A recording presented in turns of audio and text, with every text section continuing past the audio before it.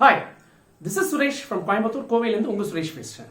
இன்னைக்கு இந்த வீடியோவில் நம்ம என்ன பார்க்க போகிறோம் அப்படின்னா, முக்கியமான ஒரு அப்டேட், அதுவும் ஃபீஸ் சம்பந்தப்பட்ட ஒரு அப்டேட் நடந்திருக்கு.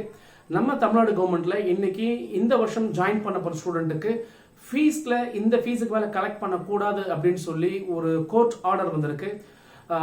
ஜட்ஜி கே சந்துரு சார் இதுக்காக ரெக்கமெண்ட் பண்ணியிருக்காங்க. இதை ஜிஓவா மாற்றி அக்செப்ட் பண்ணியிருக்காங்க. இந்த வருஷம் என்ன நடக்க போகுது, என்ன மாதிரி ஃபீஸ் கலெக்ட் பண்ண போறாங்க அப்படிங்கிறது தான் இந்த வீடியோவில் பார்க்க போறோம்.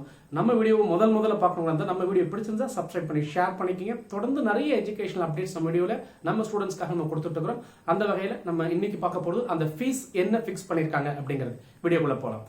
அதாவது இந்த வருஷம் தமிழ்நாடு அக்ரி யூனிவர்சிட்டியில ஜாயின் பண்ணணும்னு நினைக்கக்கூடிய இந்த ஸ்டூடெண்ட்டுக்கு எய்தர் ஸ்டூடெண்ட் கவுன்சிலிங் வழியா வந்தாலும் அல்லது மேனேஜ்மெண்ட் வழியா வந்தாலும், நீங்க கவர்மெண்ட் காலேஜில் போய் ஜாயின் பண்ணாலும் அல்லது மேனேஜ்மெண்ட்ல போய் ஜாயின் பண்ணாலும் அந்த ஸ்டூடெண்ட்டுக்கு வருஷத்துக்கு 50,000 ரூபாய்க்கு மேல ஃபீஸ் கலெக்ட் பண்ணக்கூடாது அப்படின்னு சொல்லி இன்னைக்கு ஒரு ரெக்கமெண்டேஷன்ஸ் கொடுத்து அதை ஆர்டராகவும் இஷ்யூ பண்ணிட்டாங்க.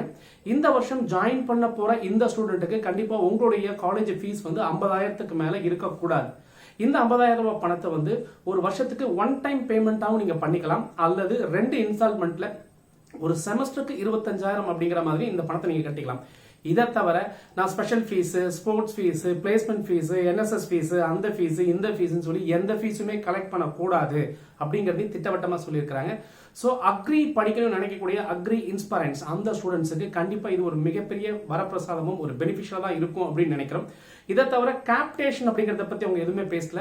நீங்கள் ஒரு மேனேஜ்மெண்ட் இன்ஸ்டியூஷனில் போனீங்கன்னா நீங்கள் அக்ரிக்கெலாம் கிட்டத்தட்ட 7 lakhs to 8 lakhs அளவுக்குலாம் கேப்டேஷன் வாங்குறாங்க அப்படின்னு சொல்லி நிறைய ஸ்டூடெண்ட்ஸ் நமக்கு ஃபீட்பேக் கொடுக்குறாங்க. அந்த கேப்டேஷன்ஸை பற்றி எந்த ஒரு விஷயமும் இதில் பேசப்படலை. ஆனால் ஃபீஸ் அப்படிங்கிற முறையில் மட்டும் 50,000க்கு மேலே கலெக்ட் பண்ணக்கூடாதுன்னு சொல்லியிருக்காங்க. இந்த இன்ஃபர்மேஷனுக்கான அந்த ஆர்டர் ஆக்சுவலாக அது சம்மந்தப்பட்ட டீட்டெயில்ஸை என்னுடைய டிஸ்கிரிப்ஷன்ல நான் லிங்கா நான் ஷேர் பண்றேன். தேவைப்பட்டால் அந்த லிங்கை நீங்க எடுத்து உங்களுக்கு ஒரு ப்ரூஃபா நீங்க வச்சுக்கலாம். தொடர்ந்து இந்த மாதிரி ஏதாவது எஜுகேஷனல் அப்டேட்ஸ் இருந்தால் கண்டிப்பா உங்களுக்கு சேரும். இன்னொரு விஷயம் என்ன எதிர்பார்க்கப்படுது அப்படின்னா, இவங்களுக்கு ஃபீஸ் ஃபிக்ஸ் பண்ணனால ஒருவேளை இன்ஜினியரிங் ஸ்டூடெண்ட்ஸுக்கும் ஏதாவது ஃபீஸ் ஃபிக்ஸேஷன் இருக்குமா அப்படின்னா, ஏற்கனவே இன்ஜினியரிங் ஸ்டூடெண்ட்ஸுக்கு ரெகுலர்ல வரவங்களுக்கு 50,000, அதாவது கவுன்சிலிங் மூலமா போறவங்களுக்கு 50,000, ரெகுலர் அதாவது மேனேஜ்மெண்ட் மூலமா வந்தீங்கன்னா 85,000 அப்படிங்கிற ஒரு ஃபீஸ் ஃபிக்ஸ் பண்ணியிருக்காங்க.